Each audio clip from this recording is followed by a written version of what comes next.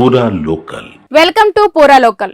ప్రముఖ YouTuber big boss OTT2 విజేత ఎల్విష్ యాదవ్ నివాసం వద్ద కాల్పుల ఘటన తీవ్ర కలకలం రేపింది. హర్యానాలోని గురుగ్రామ్లో ఉన్న ఆయన ఇంటిపై తెల్లవారుజామున గుర్తు తెలియని వ్యక్తులు కాల్పులకు తెగబడ్డారు.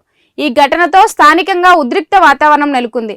ఉదయం 5 నుంచి 6 గంటల మధ్య బైక్ పై వచ్చిన 3 దుండగులు ఎల్విష్ యాదవ్ ఇంటిని లక్ష్యంగా చేసుకుని కాల్పులు జరిపారు.